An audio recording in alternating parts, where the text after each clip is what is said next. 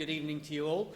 Welcome to this, which is the first in a series of events called LSE Works. Stuart Corbridge, I think, is the initiator of these. Sadly, he can't be with us this evening, but this is intended to be an effort to showcase LSE research and LSE research centres, both to the school and beyond. And thank you for coming. Great turnout for the beginning of such an event. And it will provide an opportunity for LSE academics to present research findings, and both LSE people and distinguished outsiders then to comment on what they've heard.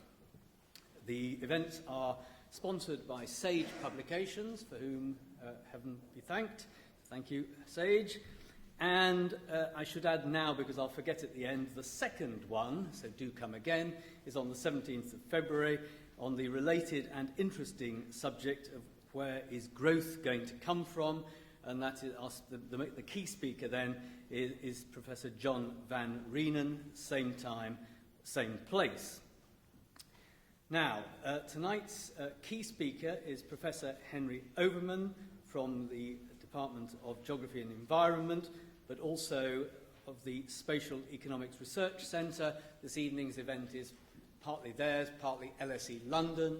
Professor Ian Gordon is located in both those places and the Department of Geography and the Environment. And we have Henry is going to give what is, in effect, his inaugural lecture, Professor of Economic Geography, for which congratulations. And then we will have three commentators, Ian Gordon, Hamish McRae, who is Associate Editor of The Independent, and Alexandra Jones, who is Director of the Centre for Cities, and they'll come up and speak after Henry. The title of this evening's event is, I think it's Did London Get Away With It? I haven't actually got the title here, which is not good, is it?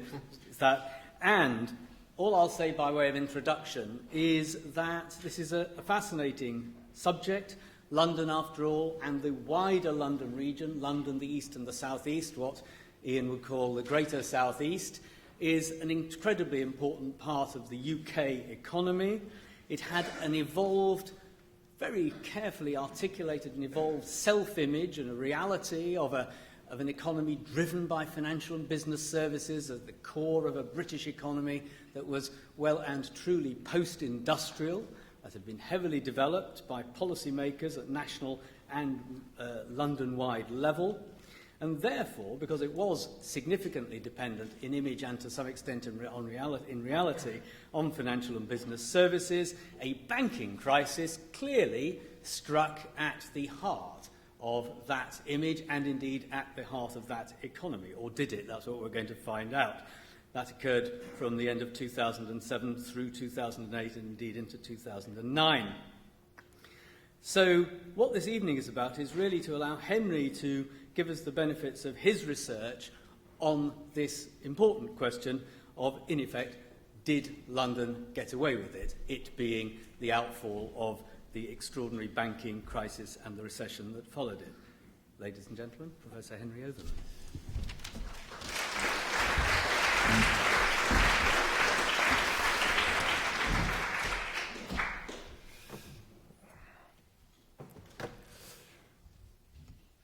Let me just close down all of the advertising that we seem to have going on and actually open up the business.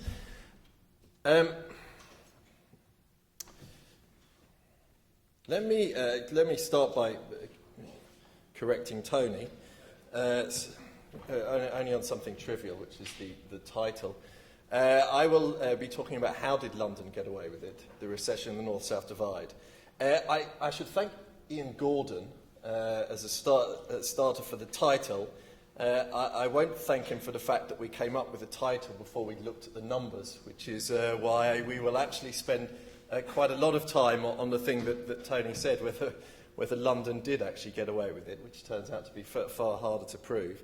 I should thank Max Nathan and Julia Faggio for helping me try and puzzle out what's going on. I thank the panel in advance. I think it's always better to thank people who are going to follow you in case you fundamentally disagree with them and don't wish to speak to them afterwards.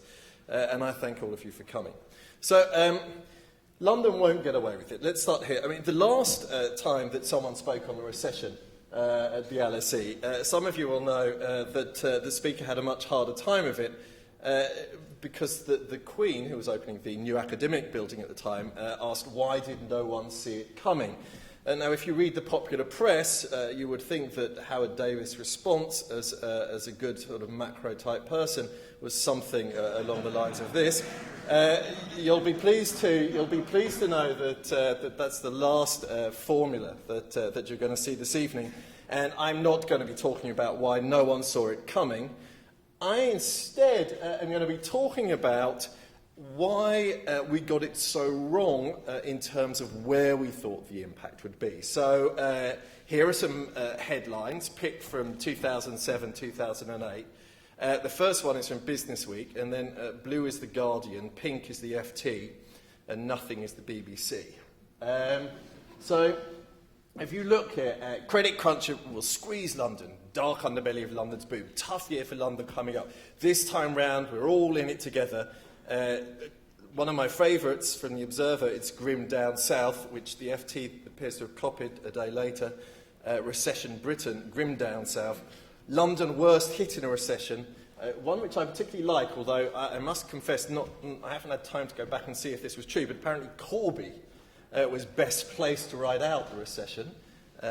Maybe Alex will be able to tell us whether her City's Outlook stuff is saying this. And then the panic sets in and we have 5 city groups set up to advise Darling on what on earth to do about London. So people thought, the newspapers thought things were going to be bad for London. Here's the Daily Mail. Let's have it in a picture. If you look at this, it's hard to see because of more advertising. If you look at this thing here, London is sort of seen as going to be terribly badly hit by the recession. And the headline was the recession map of England. London South East to lose 1 in 12 jobs over the next 18 months. Now, people in this room weren't immune to this. Here's Professor Ian Gordon, my distinguished colleague. Overall, if these two, credit crunch and commodity price shocks, lead to a dip in output growth, actually, Ian, was the thing I took out and left you predicting the recession at least. The impact on output and employment levels in London can be expected to be disproportionately strong. You'll see where this is going. Here's Alex's organisation, the Centre for Cities. The immediate effects of the recession are being felt most heavily in Greater London, which has had a disproportionate share of jobs in financial services, construction and retail over the last decade. Air of caution, good practice, but it's not necessarily grim down south. Here's Hamish's newspaper, not Hamish, I should hasten to add. In the 1980s slump, the North suffered. In the 1990s downturn, the home counties. This time, the misery may be more evenly spread geographically. It'll probably be the most white-collar recession in history. And here's me. Getting it wrong as well, just so that I'm not picking on any one individual. Conventional wisdom suggests that recessions tend to spread misery around. If this is true, we might expect the north-south divide to narrow over the coming months, particularly if sectors overrepresented in the south, e.g. financial services, are especially hard to hit. You will see that I was sticking to the strict conventions of academia and not really making anything other than a completely hedged prediction. So let me try and tell the story about did London get away with it, and then we'll switch to talking about how London got away with it.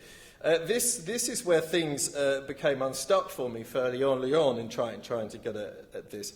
I think London did get away with it, although the regional data in the United Kingdom, as Ian and I both feel, is really rather poor and makes it rather difficult to figure these kind of things out. So let me give you the boring statistical stuff, and then we'll come back and look at some more fun things. This is what happened to the labour market in GDP, and here I've just done London compared to the rest of the UK. If you take the peak to trough change in output, so right from the very top of the boom right down to the bottom, a point which we're already past, London's GDP fell 5.3% compared to the UK's, which fell 6.2%. London did better on the claimant count, peak to trough, and it did better on the change in employed jobs. So employed jobs fell 2.6% in London, 3.9% in the United Kingdom. If you want to do it rather than comparing to the UK, if you want to look at the regional performance, the latest GVA data, the latest output data that we have for the 2008-2009 shows a fall in output for London of about 2.5%. Now, the North West and North East did actually slightly better on that metric. They saw a fall in their output of 2%, 2008-2009. However, London had grown 4% in the 2007-2008 period, compared to performance under 2% in the North and North East. So if you take the period as a whole, London does better than any other region in the UK. Now,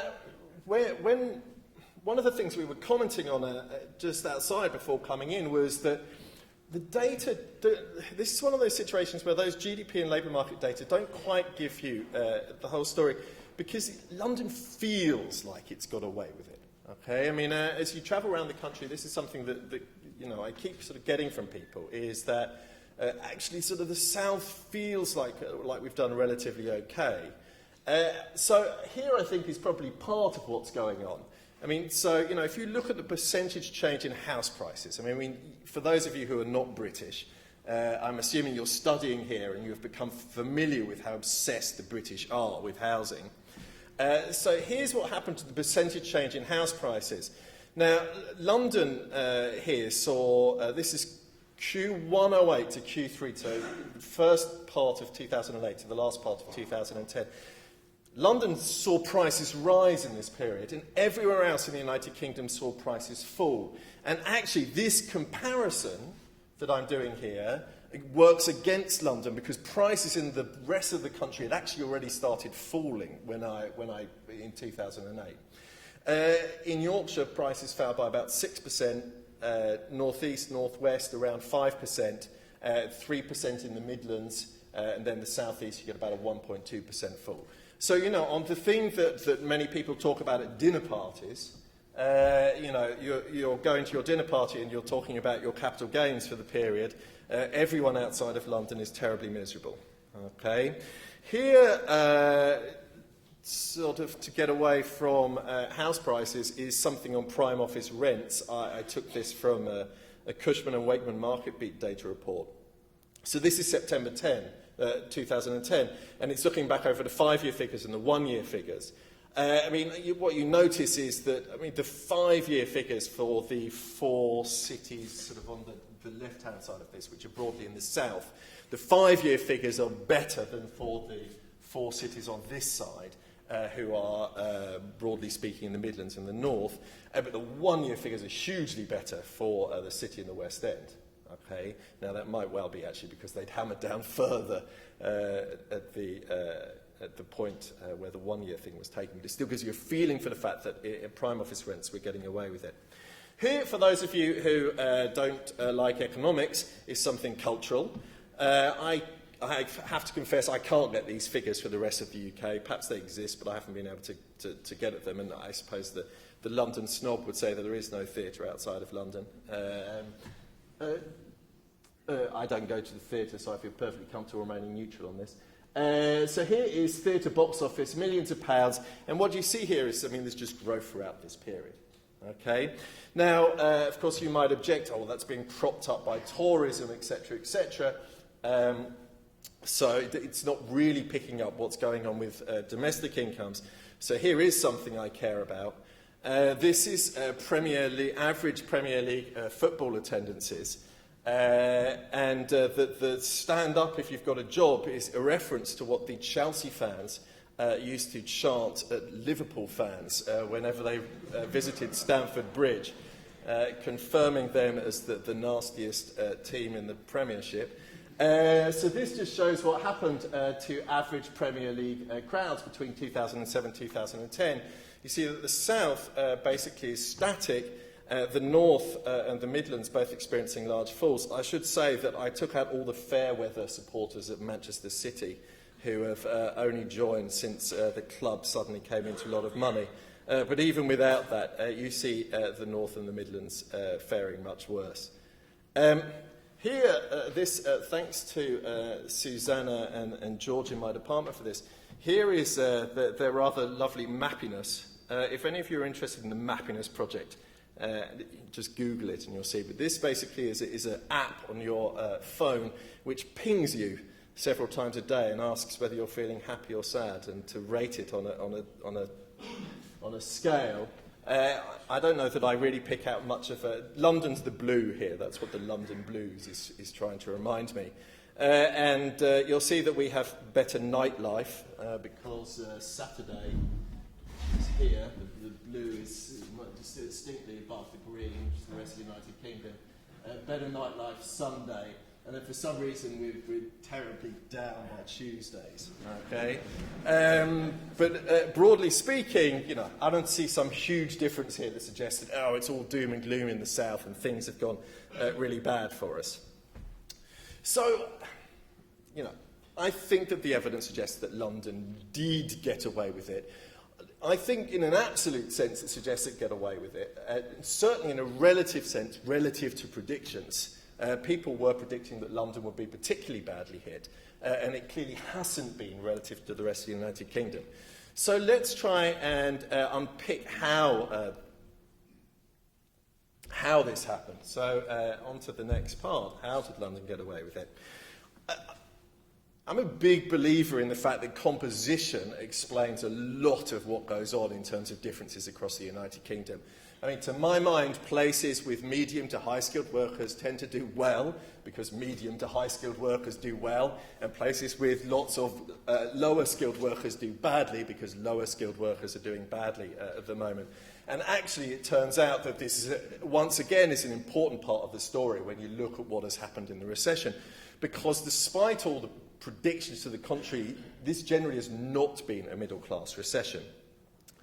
So here I have plotted the percentage change in employment between 2007 and 2010 from the Labour Force survey. So this is the UK percentage change in employment. And what you see is that professional employment during that period is actually up. So this is professional and managerial, the stuff that I'm guessing 90% of the people in this room will go into. And our administrators and wholesale trades, retail trades have not done well, they're down. But the people who serve us have done perfectly well. So personal services is here. And then it's very bad to be in a basic job, and this is where many of the manufacturing jobs are. Okay?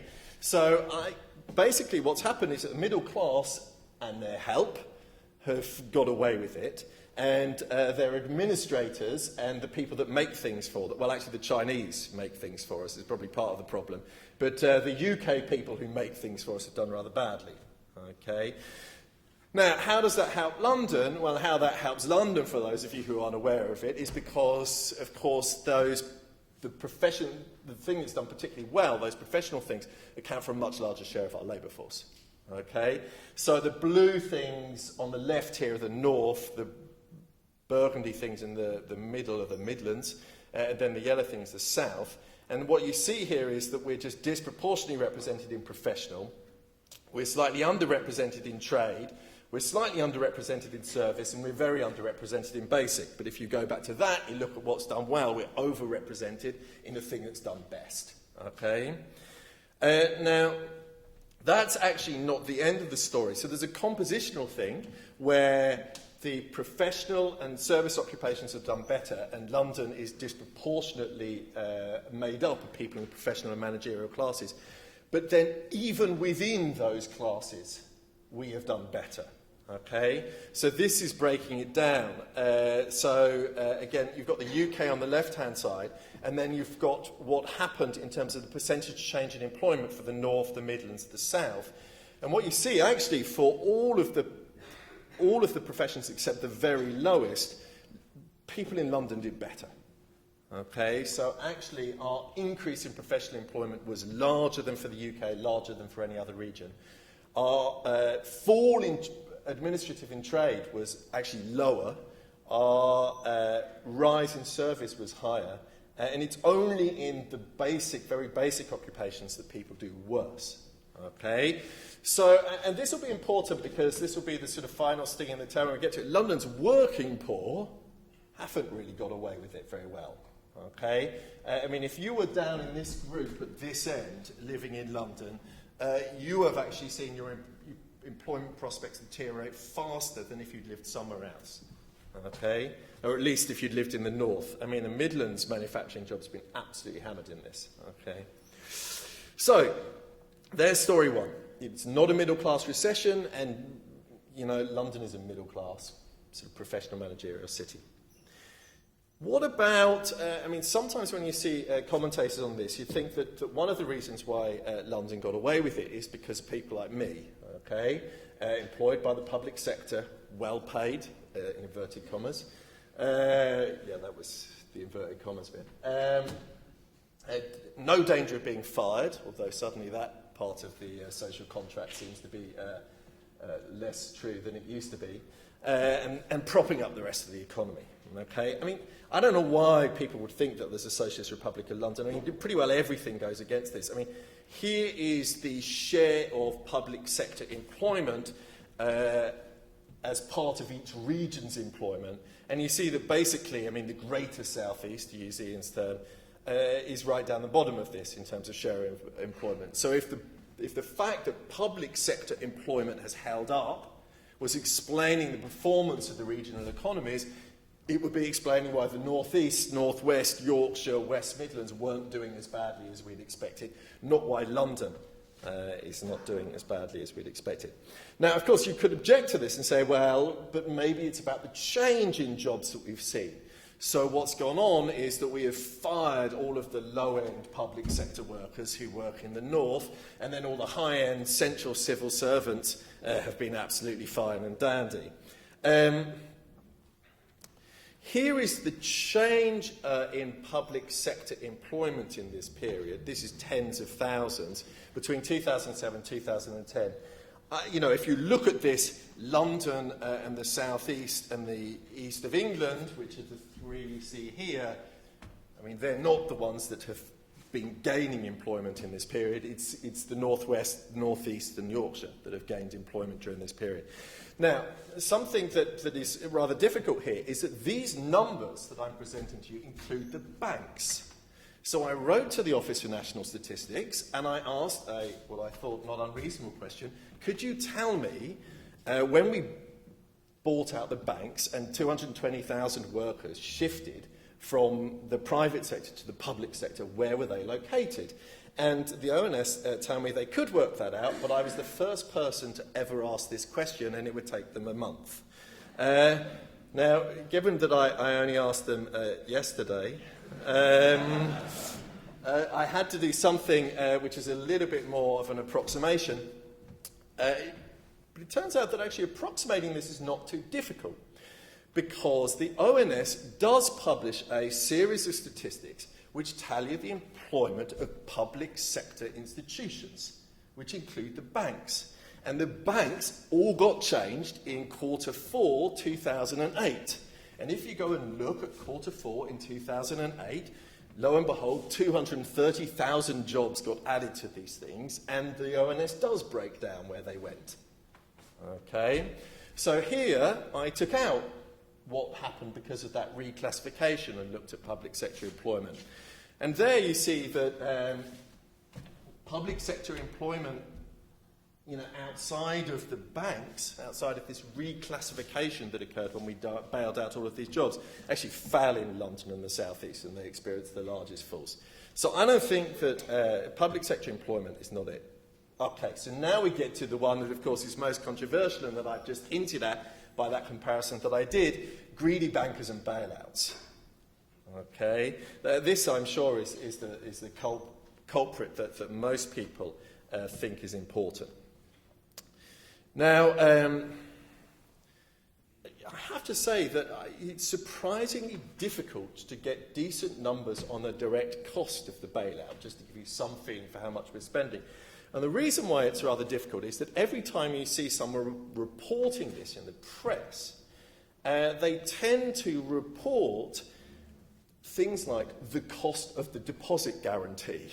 Well, that's a big number, right? So if you start lumping in all of the guarantees that we've put in place, but which may well not be called upon, the number gets up to something like 850 billion, which sounds like a colossal amount of money that we've spent bailing things out. Bridget Rosewell is the person that I stole these numbers from, and they seem to be much more reasonable. August 2010, the financial intervention increased net borrowing by about £110 billion.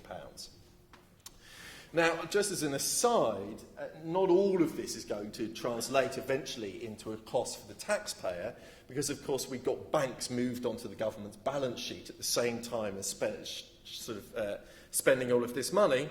And those, believe it or not, those banks are still worth something despite what has happened subsequently to the bailout. So the 70% of the RBS group is worth about 18 billion. Our circa 40% of the Lloyds group is worth about 20 billion.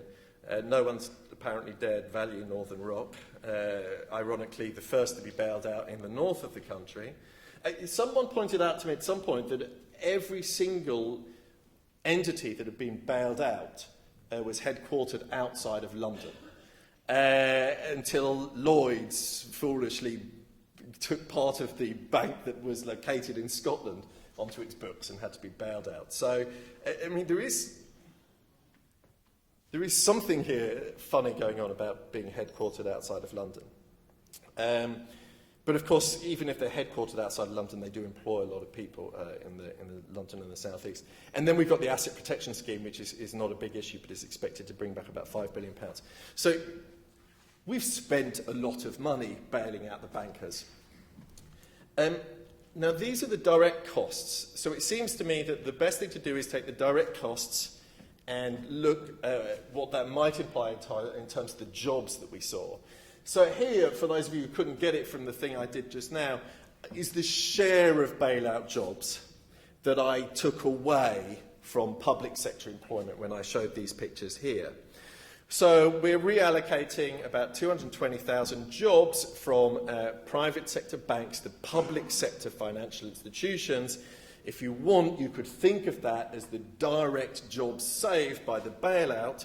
And here is the distribution of those jobs based on what happened to the public sector employment numbers. And so you do see, I have to confess, if someone after the lecture can tell me what on earth is going on with the North and West, I would be interested to know. This is not the BBC, by the way. I did check that. The BBC doesn't really have anyone in the North West yet, because they're all refusing to go. But you do see that London and the South East got a larger share of those bailout jobs, right? So there is a sense in which the direct cost of shifting a whole load of people, you could think of these jobs as having been protected by the bailout. Tony, actually, I've lost sight of the chair. Where are you, Tony? What time did I start? We started 27 minutes ago. Excellent. 13 to go, fine. Here's the much more difficult thing, and I will confess to have not made as much mileage on this as I'd hoped. But the direct costs of the bailout are not the only benefit to the banking sector of the bailout. So there's a piece by Haldane, who's at the Bank of England, that looks at the value to the banks of the fact that the bailout made it much less and other aspects of government policy made it much less likely that these banks would go out of business. In other words, it reduced the risk of lending to the banks. And the banks do a lot of borrowing.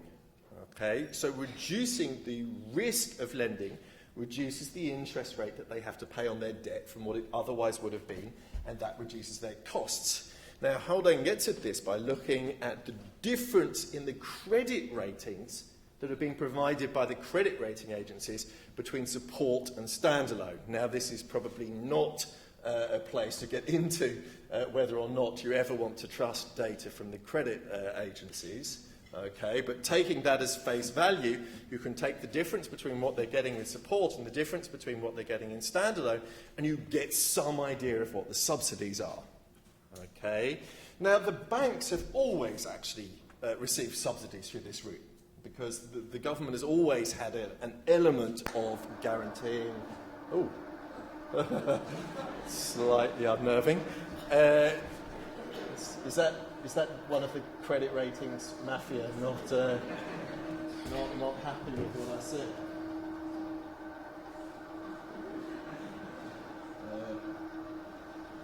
actually, that's rather oddly has taken the bit about the credit ratings off. I assume someone will come and put this down.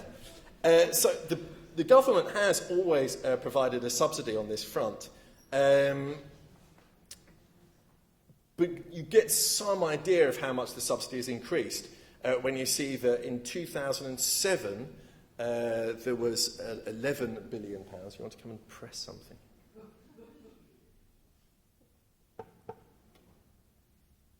Or don't press that. That's whether the visualizer thing is on. Fine.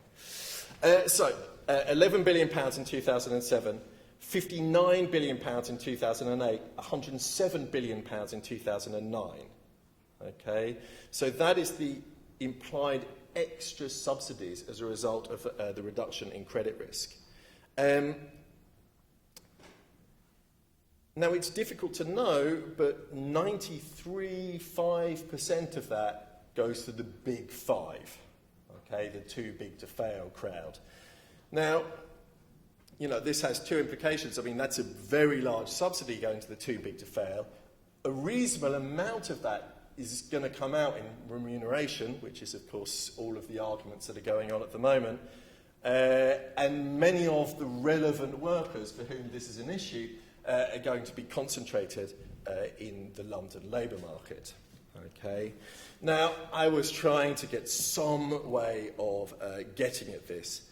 It's hard. I mean, what I've done in the end is just figure out what the value added is for financial services in London, and then compare that to the implicit subsidy that they are receiving. So the implicit subsidy is, I don't know, somewhere, we're getting subsidies of about £107 billion. That's clearly not all going to London. Financial and business services account for about 16% of London gross value added. London gross value added in 2008, that was the last time I had a number for it, was £265 billion. So, you know, £107 billion implicit subsidy. You know, if some reasonable proportion of that comes to London, it's a potentially very large impact, okay? Because, you know, the GVA of financial services is about £42.4 billion, okay? And that's a much smaller, by the way, than the £59 billion implicit subsidy that they were apparently receiving in 2008. So the bailout matters a lot. You know, it's hard to make any progress on how much it's mattered. I will come back a little bit in the end to tell you what it's done to the wealthy. Okay? The other story that you hear about London is the fact that the public sector has propped us up, not through public sector employment, but by the fact that we're digging some whopping great holes at the moment. Okay? For those of you that don't recognise it, the one on the northwest there is the Olympic site, and the one down here is Crossrail. Okay? The Olympic site employs about 10,000 construction workers. There are arguments, of course, about how many of those are poor Londoners. Crossrail is currently only employing about 2,000. So, the middle class didn't get hit. The people that serve them, their help, didn't get hit. The banks have not got hit anywhere near as much as you'd expect, and we've had some help for the construction industry as a result of these large projects. Okay? So you can actually see this in the employment numbers for London. So here are the employment numbers for London. Actually, you know what? I think it's going to be better. Just come down. So,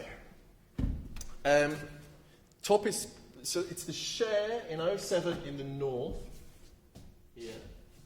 The percentage change 07 to 10 here. Share for the south, percentage change. Okay, in employment.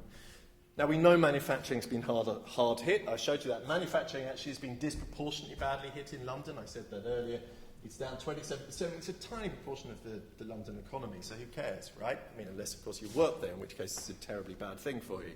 Construction, I think the thing to look at here is that it was a larger proportion of what was going on in the north, which is all of these government-funded regeneration projects, I'm assuming, but it fell far more than did the south. And there's two reasons for this. Number one is that house prices have absolutely tanked through the floor in the north, so why the hell would you build a house? But the other is we've got the Olympics and Crossrail, so that's helped prop us up a bit.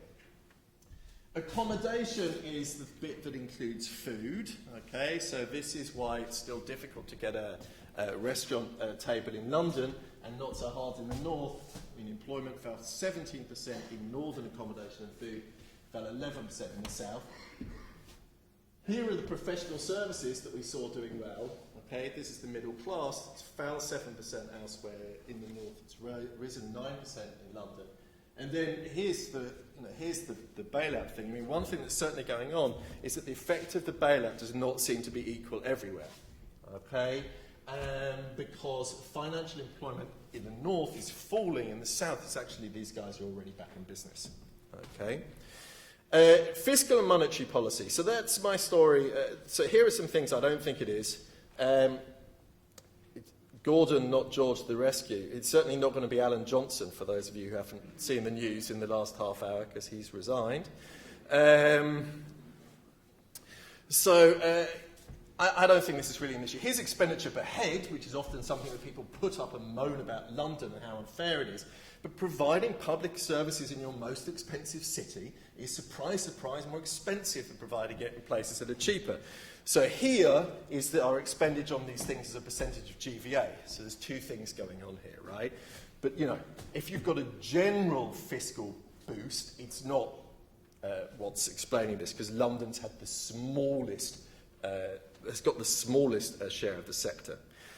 I tried to get something on whether the interest rates, I know people often have this thing about the interest rate policy hitting differently in different parts of the country, but I can tell you that that doesn't seem to occur through the housing sector. This is £20 billion less of mortgage payments, which I've tried to allocate out to the regions by looking at the amount of outstanding housing stock. Keep your eye on the big blue wedge in the northwest corner. You'll see that it's smaller than our share of GVA, the outstanding mortgage debt, right? So again, fine, we've got £20 billion that's come to us through reductions in the interest rates that we pay on our mortgages, but it's a smaller boost as a proportion of GVA than it would be elsewhere. This, I felt, was probably a terribly dangerous slide to put up. The rats doesn't refer to either immigrants or fat cats.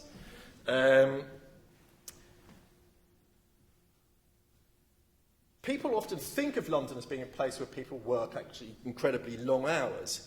It turns out this is largely a compositional effect, not actually anything inherent to do with how hard we all work. And one thing that I have picked up on, although I'm not sure how much I really trust these numbers, is that hours worked seem to have dropped more in London than elsewhere. And of course, hours worked dropping is actually just about enough to explain the 1.3% differential, our 2.6% fall relative to their 3.9% fall.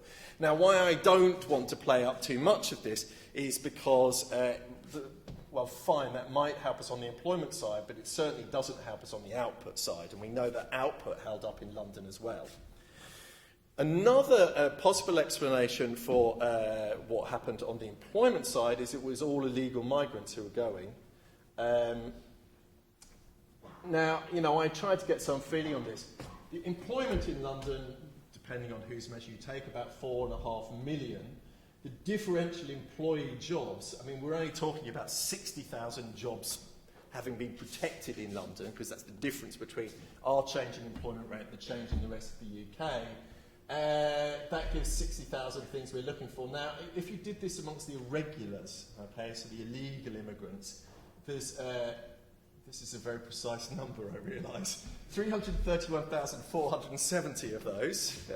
How the hell I knew that for something that's not recorded, I won't go into.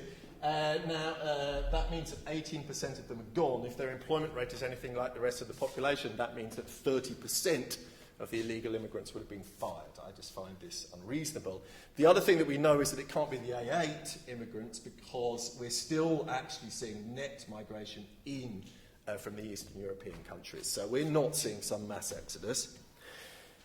What about the other end of the income spectrum, the very wealthy? Well, they did take a hit early on, or their wealth was the poor things. The top 1,000 lost £155 billion in wealth, but things are looking rosy. It's up again for them. I tried to look at their expenditure patterns, because I guess they don't necessarily, their income might not be a very good guide. You'll be disappointed to know that fine wines and beluga caviar were down 8%, but they're now up 24.1%. There's been a 0.6% increase in the price of private jets, chauffeur service and exclusive housing in Saint-Tropez. Offsetting this, there has been a 5.6% fall for goods and services related to the home, which for the super rich means a full-time housekeeper, Westminster school fees, Botox and a rental house in Kensington and Chelsea. Talking of that last, here is what's happened to prices. This is courtesy of John Wood. Blue is houses in the posh bits of London that no one in this room, at least who's a student or a member of faculty, lives in, except possibly Tony. And red is flats. You see they took a pounding, but this is 2011. This is the latest figure for January. You see they're right back up. So there are some risks. I won't go into them. I don't think public sector employment and civil service headcount is a disproportionate risk for London, okay, from what I showed you about the fact that there's small employment shares. And from what we learned yesterday, bankers' bonuses and future regulation is actually nowhere near as much of a risk as when I put this slide up. So, to sum up and get to some discussion, how did we get away with it? Let me start by stating I think we did. How? Well, a big part of the story is the fact that it's just simply not a middle-class recession, and middle class is overrepresented in Greater South East, and the Greater South East middle class did better than elsewhere. Why did we get away with it? That's a much actually harder question than how. I think minor factors. Public sector, I think, is of broader relevance. Fiscal, monetary policy, non-DOMs, immigrants, all of these things I think are relatively unimportant. Major factors, the bailout played a role. Consolidation in the banking sector, I'm still not convinced that all of those shifts in public sector, in financial services employment that we're seeing are just to do with the bailout. I think when times are easy, it's easy to run banks away from the information, from the place which has most of the information about what's going on. And when times get hard, information flows become very important, and information flows are maximised in the place with the largest number of bankers they talk to. I think the wide and more flexible labour market could have something to do with it, although I should say that across countries that clearly hasn't done much to mitigate the impact of employment. A little bit cheeky, this one, but work that I've done with Steve Gibbons at CERC says that it's not just the most educated in London, but it's the most able educated in London. That's flattering to nearly everyone in the room, except for a few Northerners who will be able to take it up with me afterwards. And perhaps they've done much, perhaps the most able have done much better. And let me finish on a word of caution. You know, London got away with it on average, and really averages are not particularly informative. I think that for London's poor, things look pretty bad. I mean, things like the Olympics have not managed to prop up their employment. We've seen employment falling at the bottom of the labour market, and they are just about to get hit by fairly large benefit reforms. Now, I may be one of the only people in the room that think that these benefit reforms are actually needed, but I accept the fact that they are going to disproportionately hit on the poor. So while London got away with it, I think the future looks distinctly less rosy for some of its least advantaged citizens. Thank you.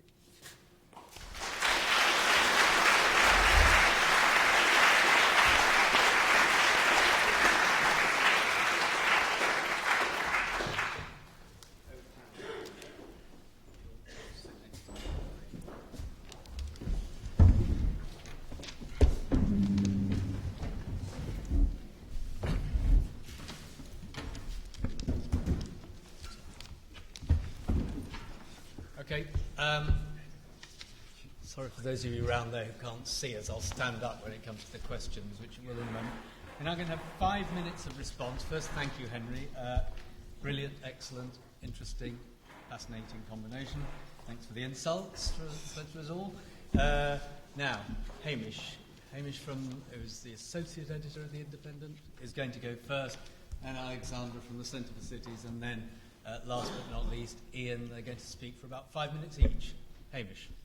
Well, thank you so much. I think it's terrific, and thank you for the comment, Henry, about the fact that it wasn't any London banks that actually went bust, not a single one, unless you rank Lloyds, and that meeting between the chairman of Lloyds and the then Prime Minister at Spencer House at a cocktail party organised by Barclays, as a matter of fact, ranks as one of the most expensive cocktail party chit-chats in human history. I'd add 2 points to Henry's conclusion. I think there are 2 other things which I would add, which seem to me to be very important, and by the way, I do believe basically we have gotten away with it. One was the devaluation of sterling. We know that if you devalue a currency, service industries tend to respond more quickly than manufacturing industries. London is heavily services. And we've had this huge devaluation of sterling, 20%, which has had an immediate effect on one big London employer, which is tourism. It's also changed London in the global cost league as a place to do business. Saw some stats today showing that it was the second most expensive city 3 years ago to buy a property. Now it's number 14 or 15 or something like that. So big change, and that affects people. I was actually talking to someone foreigner who said he was going to found a hedge fund in London. I said, why on earth are you coming here? He said, look, we couldn't afford it 3 years ago. Rents were too high. We can now get in and we can hire people, good people, cheaply, and we can make it work. So I think that is important. And that, by the way, also has an asset effect. London houses may be up 1% or 5% in sterling terms. In euro terms, dollar terms, they're down 20-30%. So suddenly, again, that has brought money in because it's a good time to buy your pad in Mayfair. The second thing that I think I would add is the position in the global market. This hasn't been a global recession at all. It's been a North American, North Atlantic, North American and European recession. No recession at all in India, no recession at all in China, only a sort of slight blip of a recession, then a very fast recovery in Russia. And this is measurably the most global place on earth. This particular place where we're sitting, the LSE, is the most measurably, the most global major institution on earth, in that there is a higher proportion of non-national students than any other institution on the earth. I think it's one of the wonderful things about this place. But you could measure it in all sorts of other ways. Now, because global growth has continued, that has meant that money has continued to be invested in London. And I can give you one practical example. Russian money saved a London newspaper, which I happen to work for. But there we go. So I think those are the 2 additions I'd make. I want now to look forward and talk about 4 positive things for the future, which have partly been covered, but I think I'd like to tease out some more, and 1 negative. You might say 4 weddings and a funeral. Wedding 1 is that though I think finance will change, I don't think it will necessarily get smaller. Those services will still be needed, and a fair amount of those services will still be needed in this time zone. I think there will, in the long term, be a process of disintermediation, in the sense that banks will do less of the intermediation, and securities markets will do more, reversing the trend since the 1960s, with banks gradually did more and more of that process. I don't know who's going to choreograph it, but I think that will create employment in London, and that carries through another long tradition of London as a financial centre, which is the new markets tend to start here. When they become conventional, then they go off to somewhere else. So you have to keep running to create new markets and create new employment there. Wedding 2 is population growth. I don't know whether you've been seeing some of the stats that the UK will have a larger population than Germany in 2050. Sure, that's good or bad news. But most of these people, something like 2050, 72 million people here in the UK. If the present pattern remains, they will be crowded into the southeast, and they will therefore be in the London commuter zone. And you can look at either the Goldman Sachs estimates for the BRICS growth and the G7 growth. PwC have just done them. HSBC have just done them. And they all debate a bit about when will China pass the US. I think it's 2027 through to 2042, July or maybe August. Spurious precision doesn't just apply to the number of immigrants working in London. But all these suggest that London and the southeast will have less adverse demography than the rest of Europe. Wedding 3, this ain't just finance, point been made, diversified and flexible economy with a huge global role. Education, this place, but also the rest of the southeast, health, culture, communications, all these are sectors that are likely to grow over the next 30 years. Wedding 4, I think this global rebalancing, which we are helter-skelter in the middle of, has only just begun. We're still in the early changes of this shift away from the G7 and towards the BRICS. And insofar as this has hugely benefited London as the most global place on earth, measurably, more people coming in and out of London airports, any other place on earth, more international phone calls, any other place on earth. Insofar as that goes on, that benefits London. And that then finally moves me to the funeral, which is the flip side of that final point. And I'm not so worried about us screwing up, driving foreigners away. What worries me most is that should globalization reverse, and we should never assume it will continue, London would be hugely damaged. And that seems to be by far the biggest threat. The cirques are utterly unpredictable.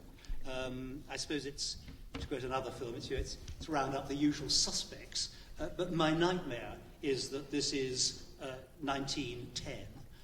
And there's something, or 1911, sorry. There's something out there, something out there that we can't see that would actually wreck globalization. Okay, thank you very much indeed.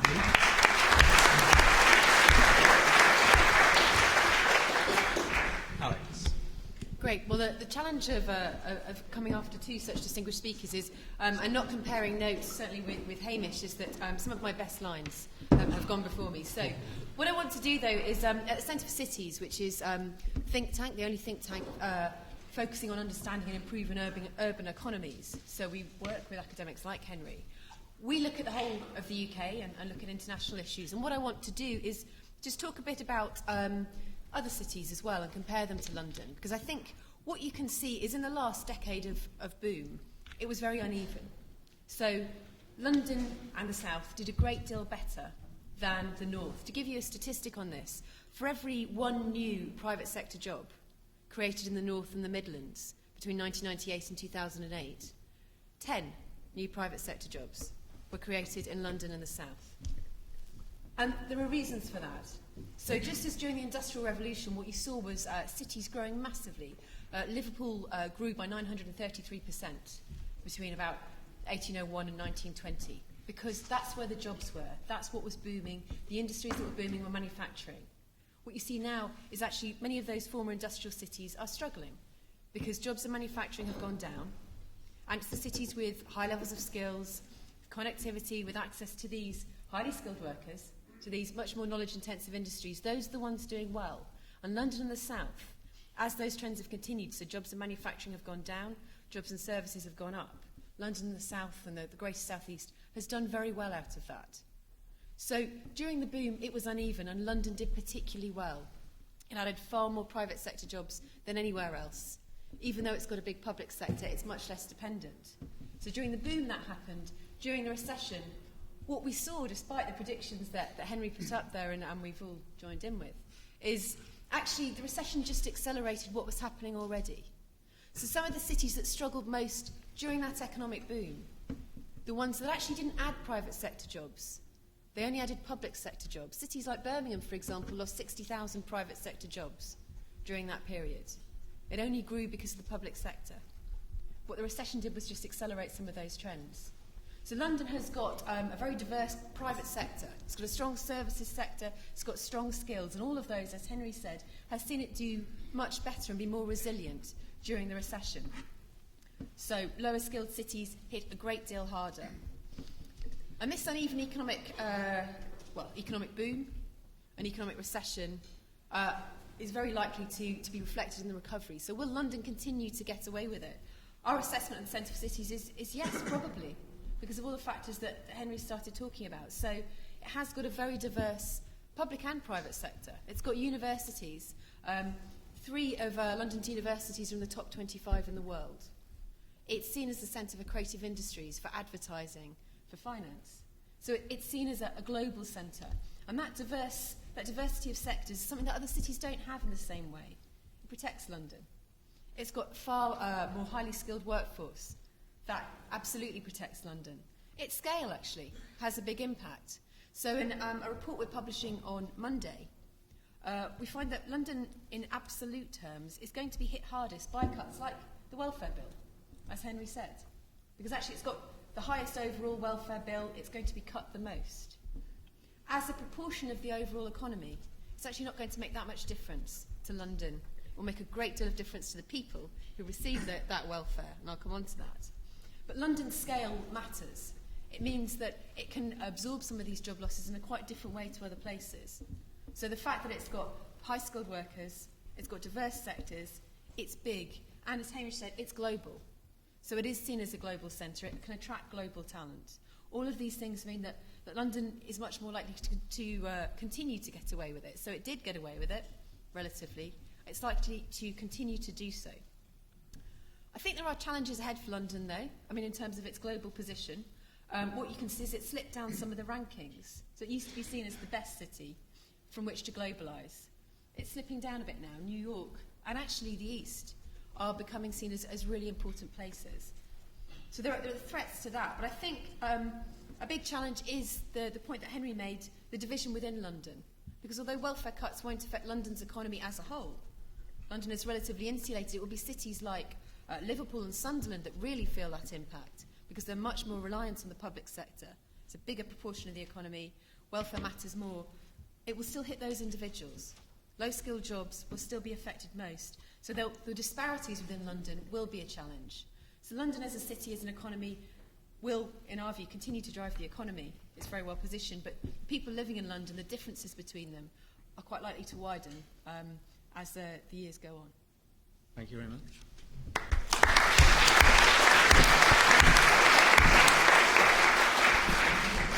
And last but not least, Ian. Thank you very much. Right. Well, I knew that all the best lines would go, so I haven't prepared any. I was very relieved from Henry's presentation to discover that in print I didn't seem to be nearly as pessimistic about the London economy in the short run as I was in private and as I was in my head. I share all the long-run optimism that Hamish and Alex have expressed about this economy, statistically at least, about growth in incomes and the scale of it. With one extra reservation, I mean, Hamish was talking about the threat to globalisation. I think if this government's immigration policies are actually implemented in the way in which they promise to implement them, then I don't see London's population continuing to grow. It's had to a much greater extent than people have been prepared to admit. The growth in London's population over the last 20 years has been a direct result of an upsurge in immigration. And if policies could actually be implemented in the way in which the government has talked about them implementing, those numbers wouldn't move in that direction any longer. But with that reservation, and that may or may not be a good or bad thing, but statistically it would make a difference. I'm a long-run optimist. I was a short-run pessimist, and I'm not quite sure whether I should still be a short-run pessimist, and I'll come back to that. The question, I mean, did London get away with it? The thrust of Henry's presentation was that really this ought to be seen in terms of people rather than places. And I think that's generally true, and I'm rather resistant to generalisations about London, because I'm not sure that London as such really exists. It's an amalgam of different sectors and different groups of people, and it's what happens to them that really matters. I'm not even sure about the middle class and whether the middle class have got away with this, because it seems to me that actually the people who've got away with this are professionals, and precisely the kind of graduates that we try and turn out from here have done well. Managers have not done well out of this, and a lot of other people with white collars lower down the hierarchy have done really rather badly out of this recession. So it's people-oriented, but it's very patchy in this respect, and it's not just the middle class against the rest, I think. We haven't talked much about unemployment, and Henry did put up some figures about unemployment, which was showing that the South had come through more unscathed than the North in this respect. I just want to make one comment about that, which is that's what always happens, and the reason why that always happens is essentially because slack labour markets are inefficient labour markets, and people don't get to move. And the unemployed who are generated by, in the long run, by slower growth in employment in the North, don't get to move south. Now, this may not make much difference to people's welfare in the North versus South, but we're counting the unemployed in the North in the context of low mobility and low migration. In good times, we would count them in the South instead. But there is that difference, but I think it's not a very important one. What I wanted to say two things here. One is, against some of the thrust of what's been said, I mean, the reason I was a short-run pessimist about London was partly that the origins of this recession lay precisely in one of our local industries, and one of Wall Street's local industries. And if moral deserts had anything to do with it, it ought to have come home to roost, and you might have expected that some of the negative impacts would be felt locally. But beyond that, because that's the normal pattern in this modern London economy. So if we look back at the London economy, or if we look back at British regional economies for the last 25 years, and the cyclical behaviour of them, we find that the places which are most volatile now are the places which are most successful. So dynamism is now associated with big swings up and down. And particularly in the case of London, you could say that the price of the kind of dynamism that's been seen in London, especially in productivity terms, has been two things. One has been much greater inequality than other parts of the country and that it previously experienced, and the other is much greater volatility. And the econometric findings, since Henry was resistant to produce any econometric findings, simple econometrics, from a number of analyses of this that I've attempted, is that to expect that the swings in London should be about 70% bigger than the national average. Now, the fact that that doesn't seem to have been true, then, is really quite a big anomaly in this respect. It's an anomaly compared with the early 90s recession, but it's an anomaly compared with this norm.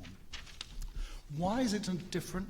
I would want to pin it down a little bit more in terms of time and say we've had 3 years since the subprime crisis. The first of those years, the difference is that the London economy and the banks carried on expanding when manufacturing went down and industrial areas went down. And this period, before the technical recession started, a big disparity opened up between the two. The 2 years after that, heaven knows what's happened, frankly. And I'm not sure what my prejudice ought to be, whether I'm more interested in my pessimism coming true or more interested in it ironically being turned on its head. But the 3 data series that I know which you can monitor this thing, all coming from the Office of National Statistics. One of them, the Labour Force Survey, says that London employment's carried on growing against more than the national trend, or against a national trend. One of them, the annual survey of hours and earnings, says that no, London employment's gone down, about average for the country.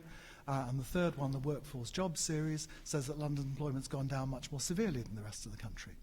You pays your money and you takes your choice, but it's not a very good choice. And one of the side things I wanted to say was it's rather a disgrace that national statistics cannot produce an set of indicators which allow us to say about the biggest city in the country, one of the biggest regions in the country, whether actually it has got away with it or not.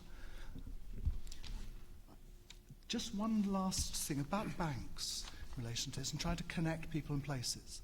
It seems as though the groups, the sectors and the places which were closest to the origin of this crisis have had least negative impact from it. And I think that's true within the banks themselves. And the picture I get is that banks who had this big shock to their profits have been trying to recoup a lot of it, what hasn't come from the taxpayer, through cutting costs in places other than those which were responsible for the crisis to start with. So provincial banks, lower level jobs within banks really seem to have been rather badly hit in this crisis. And that's an issue about managerial decision making, I think, as much as it is about simple economics. Okay, that's it.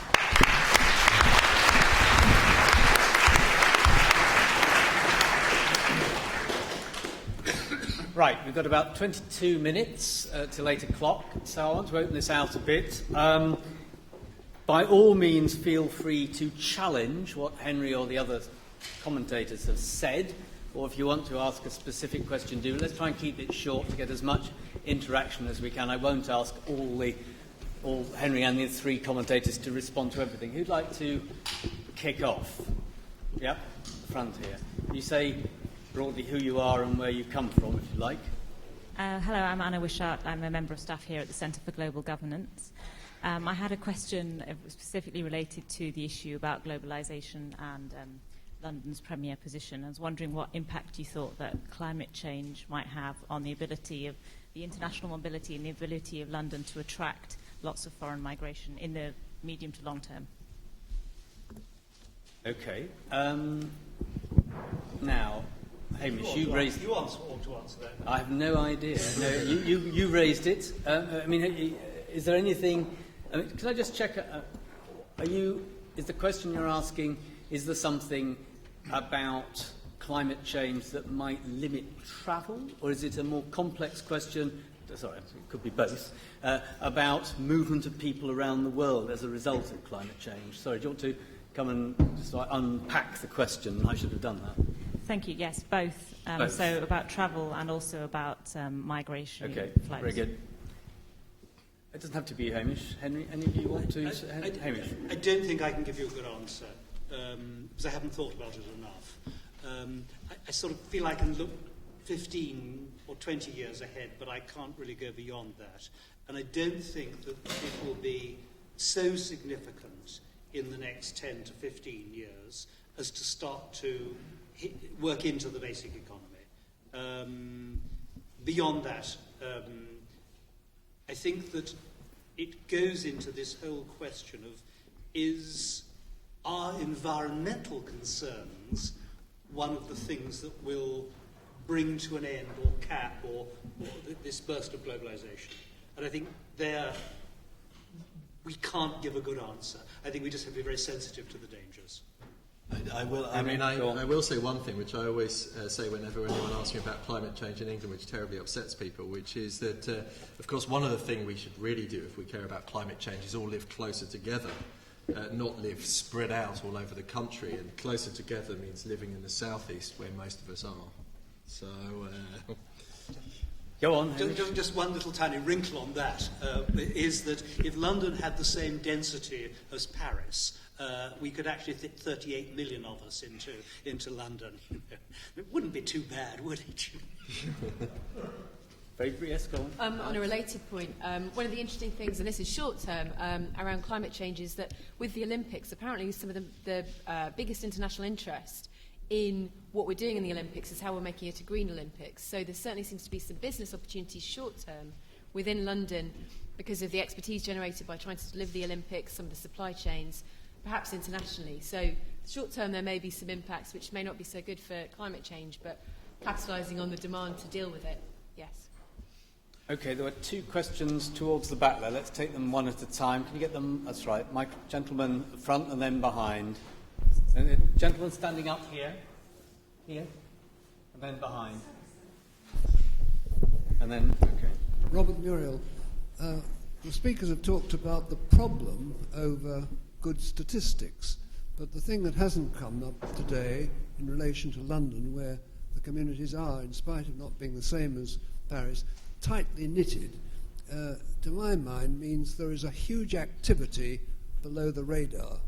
And I would like to suggest that all these so-called poor people who apparently are going to have their welfare cut because they know, frankly, how to get the best, not necessarily needed, but because they know how to obtain it, are actually trading with each other very remarkably, and nobody figures that. And that, of course, keeps the place ticking very handsomely. Okay, irregular economy question. Take the one behind. Pick up 3 questions one at a time here. And there's a gentleman over there actually waiting, and then you take 4. Okay. Hi, Charles Levy from the Work Foundation. I really found the analysis really fascinating, and I was wondering whether, while you've been sort of looking at these numbers, if London has got away with it, what are the sort of lessons that your analysis can teach policymakers, perhaps in northern cities? So in Liverpool and Sunderland you mentioned, are there any lessons from the analysis for things that they should be doing to make sure that their places can get away with it now? Okay, very good. Guy there, yeah. Duncan Nish from the Institution of Civil Engineers, and following on from the previous question, I wonder if you turn it around, the fact that London got away with it, is London's success almost directly at the expense of, or the Greater South East's success directly at the expense of the rest of the UK? Explain why that might be the case. I mean, I don't disagree with you, but what do you mean exactly by that? The UK is quite unusual in a kind of large Western economy, being so dominated by one city and one region. And the difference between the economic performance of the Greater South East compared to the rest is quite striking. So you have a huge concentration of political, business, financial power here. There's a huge influence on policy, so things like interest rates, political decision making, and so on and so forth. Basically, does the Greater South East cast the rest of the country into shadow? Okay, fine, I understand what you mean. And one more there, and then we'll take some answers. Tristan, former LSE student. Just to follow up on the previous question, I guess, following up on that, is there any scope for, if you believe that the bailout of the bankers was at the expense of the rest of the country and benefited London, is there scope for some government policies? I know there was one mooted around where they were talking about cutting national insurance contributions for employers in the north relative to the south, or increased stamp duty for houses in the south, if you believe that the bailout has contributed to bankers' bonuses being propping up the property market, etc. So policy, you're saying, could you have policies more than what was actually a pretty small change to national insurance temporarily and for small businesses, as I remember it? Okay, that's kind of going, there's an element of the back to the future about the last 2 questions. Governments used to try very hard to shift economic activity north. It's related to the second one. Henry. I confess to not know enough about the irregular economy to be comfortable talking much about it. I am fairly certain that the poor in London are going to be worse off over the coming period, and I think that is something that we should be worrying about. The lessons for other places, so one cynical one is to make sure that the government hugely bails out your most important business. I suppose that's not a very lesson open for replication. I think, again, it comes down to the fact that you do much better. This is a short, medium, long-run thing. You do much better if your workforce is educated and skilled. And every time we come and look at these problems, the fundamental problem is to do with where the low-skilled are living. And the fact that they are low-skilled. So I just think it tells us that the more educated you are, the more able you are to withstand shocks. And by the way, I'm a big believer in the fact that general education is fairly important here, because one of the things we seem to be creeping towards doing is rather sector-specific things. And when your sector gets absolutely slaughtered, if you don't have general skills, it's very difficult for you to move around. Duncan, I don't like this question about London's success at the expense of the rest of the UK. I think what you need to ask yourselves is, are we better or worse off, as a nation, with having things, with the economic geography that we have got? There are plenty of benefits that come from having a very successful, concentrated southeast. It's fine for the government to say we would like to spread these things out, but the question is then, would we be better off? Would people be better off if everything was spread out? And I think that's far from clear, because London generates very, very good jobs and wages for people that choose to move here and take advantage of that. And spreading it out isn't necessarily going to benefit us. And the final thing I would say to Tristan, if I got it right, well, fine, the bailout may have benefited disproportionately London, but London consistently, year after year, funds far more of the fiscal expenditure in this country than any other region. So, it's payback time, I guess. So, whether you... I certainly don't think you should do it from a public sector point of view. Whether you want the banks to be charged for the cost of it is a fundamentally different question. You certainly couldn't charge them for all the GDP loss that we've experienced if you wanted to lump all of that on them. But actually, over a 20-year period, lumping £100 billion on them would be completely possible if you wanted to tax back the direct cost of the bailout. Okay, except Henry's answer, Hamish, go back to the question, do we think decisions are made in London and the Greater South East, which is terribly self-conscious about itself, which accidentally disadvantage the rest of the United Kingdom, i.e. decisions would be made differently if they weren't made here, which I think was an element of the question? I think, had I been responding to that 3 years ago, 4 years ago, I would have said, look at Ireland, which is the only large part of these islands with a separate jurisdiction. Scotland, partially so, and it was Ireland the model for Scotland. And I think you would have said that some of their policies were, because those decisions were made closer to the place, they actually benefited the Irish economy. Unfortunately, some of those decisions, because they were made closer to the place, hugely disadvantaged the Irish economy. So I think we give a slightly different answer to that. I think the thing that worries me, I think the really interesting issue is, do you improve the relative position of the southeast and the north, or do you rebalance away from the southeast to the north by putting public money into projects in the north? And you can argue it either way. Statistically, in the short term, you do. But of course, you increase wage rates in the north, and actually you price out private sector business outside of London because you're paying a national wage rate. And you may actually reduce the size of the private sector as a result. And I don't know the answer to this. I just know it's a hugely important argument that I'd just like to see much more work on. Okay. Alex, do you want to say anything on? I suppose just a point about kind of the lessons for northern cities, and I'd agree with Henry's point that actually high skills is one of the key challenges for them. I'd also say, though, there's an opportunity at the moment with what the government's trying to do to enable some of the cities, particularly the major cities, where actually you have got an opportunity to achieve some of the economies that you get with scale. So some of those major cities, if they could raise some of the funds that they say would, and they can make a business case for, would make a real difference to business investment. So businesses say, we need investment in transport, we need some of the houses that will help get some of the highly skilled workers from elsewhere living here, we need to be able to get around better, and you need to invest. And we know that actually there's not much investment forthcoming. So I think there is an opportunity for northern cities to perhaps learn from London and the system, the mayoral system here, to get more autonomy, to actually raise funds, to invest in their own infrastructure and the particular challenges they have in their economy. That, I think, is an opportunity. That's a potential lesson. I don't think that would be about disadvantaging London. I think that's a short-sighted way to see it. Actually, many of these cities benefit from London. I think it was Boris Johnson who was talking about Bombardier and companies in Derby benefiting from Crossrail, because the contracts don't just go to firms in London. So I don't think that's the way to see it, but I do think giving some of those major cities outside London the chance to benefit from being able to invest in their own infrastructure, their own skills base, that would generate benefits. That's not to say everything should be devolved, but I think there is an opportunity there. And the government, of course, is offering them the chance of having mayors, if perhaps that might make a difference. Although perhaps not at the right level. Irregulars or anything else? Yes, irregulars. But can I say something about cities again? Because it still doesn't make any sense to me to talk about cities as winning and losing. It's people what wins and loses in these places. And that's the... Well, in fairness to the audience, it didn't say how did a group of people get away with it. No.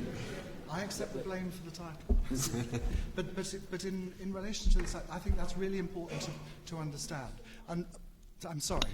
And one of the ways in which London actually serves the interests of other parts of the country is the interests of people who are born elsewhere. And the opportunity to come to this city and progress occupationally is not something which seems to be confined to people who live in the southeast, but it's an opportunity available across the UK as a whole.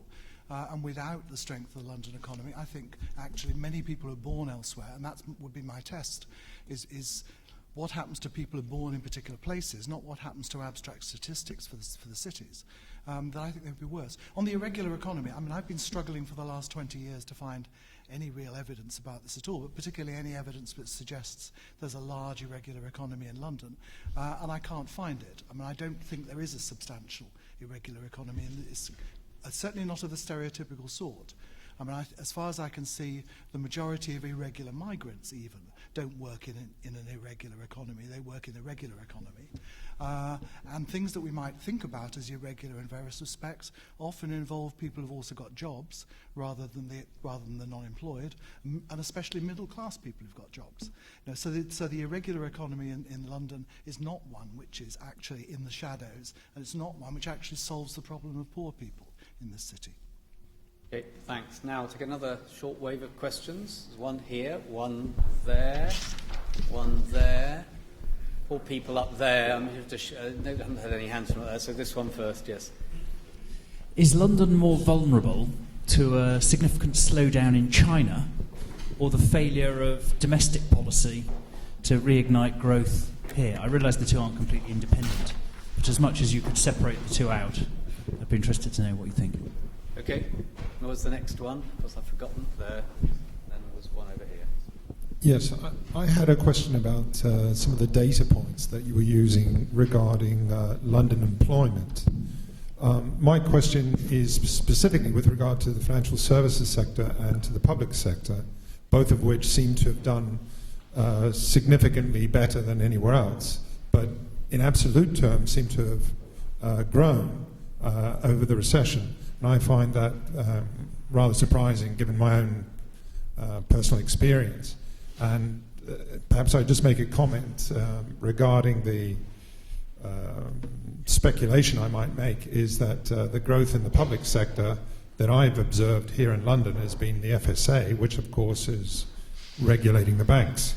Apart from that, I'm not observing anything whatsoever. So I'm very interested if you have any detail on that. Very good. And gentleman there.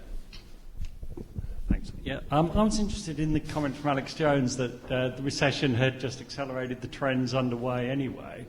I wondered if there was a case for saying actually the exception to the rule that London has got away with all recessions during the 20th century. It fared relatively well during the 1930s. From what I remember in the late 70s, early 80s, it didn't fare that badly. The actual exception to the rule was the 1990 recession, when of course interest rates were maintained at an artificially high level because of the RM, but that had a particularly severe effect on the housing market. And London suffered accordingly, and the exception to the rule was not this recession, it was the 1990 recession because of higher interest rates. Okay, very good. Hamish, China? Gosh, it's a fascinating question, and I you know, it's trying to write something about it, not very well today, in the paper tomorrow. Really, to what extent were we vulnerable, the world vulnerable to a decline in China? And I mean, I think that the good working assumption is that the medium-term secular growth of China, rise of China, is secure. And that therefore, though there may be a bump, it will not be for very long and very significant. Beyond 15 years, then bets are off. Now, if that's right, then London is not directly vulnerable to a slowdown in China. What it is more vulnerable to is a big punch-up between China and the US, in which we catch the collateral damage. And I could see trade restrictions, capital restrictions, actually damaging London really quite seriously. But I can't see this now or yet. And I can't quite see the circumstances where that would happen. Okay, thank you. Now, data quality, Henry or Ian. Do you want to have a go at the data? You're the data kings. Well, the data quality is awful, but but in relation to the facts you're talking about, I think it depends on the period you look at. So Henry is talking about 2007 to 2010. I was talking about that implicitly as well. 2007, 2008, financial services in London clearly did well. They did turn down. They've turned up again. So it depends on what period we look at, whether you get a positive outcome for this or a negative one. But over most of the period since the subprime crisis, financial services in London have actually prospered. They did go down, but it was a relatively limited period within it. Public services, I mean, up to the last statistics we've got, have still been going up generally. And certainly going up more in London. If you believe some of the figures, they've been going up explosively in London, in health and in education, but especially in health. I think some of those numbers are just wrong. But there's no doubt that through the recession, public sector employment held up. It's just waiting to go over the edge. The future will be rather different. Sorry? Well, the government's plans for public sector employment. It'll be very different, absolutely. And Alex's report on Monday will talk about that. Can I just comment on one bring other Alex thing in a moment. about London's vulnerability to international shocks? Because I mean, it seems to be one of the myths about London is Hamish was saying rightly that it's the most globalised economy on earth, if we literally mean globalised, and we mean the extent to which it takes in other people's washing and doesn't simply represent British interests abroad. It's not actually very much more international than the average for the UK as a whole. And certainly what we have still of industrial cities are much more heavily involved in exporting than most activities in London are. And even though financial and business services in London has this global element within it, but it's primarily still serving markets in the UK economy as a whole. And what brings London down is fluctuations in the UK economy more than it is ones in the international economy in the recent past. And I think, talking about the historical record in this, I mean, the historical record has changed. We have been in a new era since the beginning of the 1980s, and this is an exception to the pattern of enormous volatility which London has experienced right through that period. Okay, I'm going to ask Alex to say a word about the accelerated trends point and the 1990 recession, and then Henry to sum up briefly all we've heard. Alex. I'm glad it's that way around, Henry. On the kind of recession accelerated trends, what you can see is when the places that went into this recession, which were less well off, have done worse. So you can see it with that. If I recall, the GLA's put together some figures for London and the impact of recession on London. And as I recall, for both the 80s and the 90s, London entered recession and went down more steeply, but actually came out of it more quickly. So when you look at it over the kind of longer term, what you can see is, and that was true in the 90s as well, went in more quickly, went down more steeply, but then came out more quickly. So London actually, because of these underlying advantages, the high-skilled workers, some of these global issues, the types of industry, actually it's relatively insulated. And that's about those long-term trends I mentioned about long-term decline over the last 30 years of jobs in manufacturing, about the growing importance of high skills, about the growing importance of certain types of sectors, financial services being one. So I would agree the recessions are different and affected London in different ways, but if you look at those overall figures, I think in this recession, actually London, as Henry showed, didn't go down so much and came up more quickly. So this is the exception in some ways, and that may be to do with the bailout or some of the issues that Henry's mentioned. But overall, what you can see over the 80s and 90s and this recession, I'd imagine, coming out of it, certainly the signs so far, is that overall trend of cities that have more service-based economies, more high-skill economies, are doing better. The cities with the people in them with lower levels of skills, with more industrial economies, do less well. That long-term trend seems to be absolutely happening, and recessions seem to accelerate that rather than diverge from it. So that kind of prediction of middle-class recession this time round has been no more true this time than it was in some of the previous recessions. Okay, and Henry, a few concluding thoughts, if you will. So I think I would let me conclude like this. Did London get away with it? Yes, big asterisk, subject to data limitations. Why did it get away with it? Because the middle class stroke some other definition, some other catch-all phrase for people at the professional and upper end of the occupational distribution got away with it. I take Hamish's point that I didn't really say why that happened, and his candidate for that is the devaluation of sterling and some other things about the international economy, and I think those points are all well made. The bailout helped, as did the Olympics. And I was tempted to give a prediction at the end, but I think that one thing that the lecturers demonstrated is that no one should make predictions about the future of London.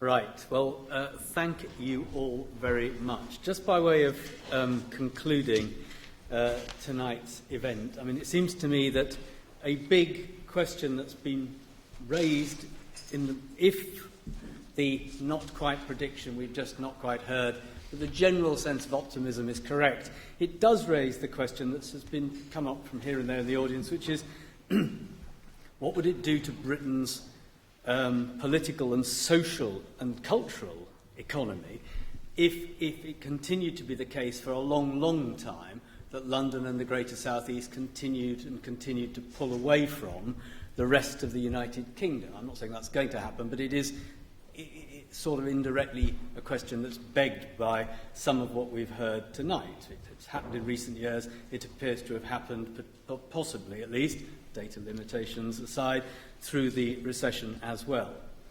Added to that, looking ahead, the government is embarking on an enormous range of reforms whose impact on the economy we don't yet know. Benefit reforms, creating new incentives for local authorities, public sector contraction that may have a very different effect from one part of the country to another, and of course significant reforms to the way the public sector functions. So all of these things, I think, will give enormous potential for a further event of this kind on this subject in the LSE Works series in the future. My final thought is on the question of predictions. This is, of course, an economic geography event tonight. But, of course, political pundits often get things wrong as well. And I'm always reminded in the world of sort of predictions of my favourite of all, it would be a Monty Python sketch for those of you of a certain age, which when the pundit on election night is asked what does he think about this election, the first result to come through, says, "This result was very much as I predicted, except that the other side won."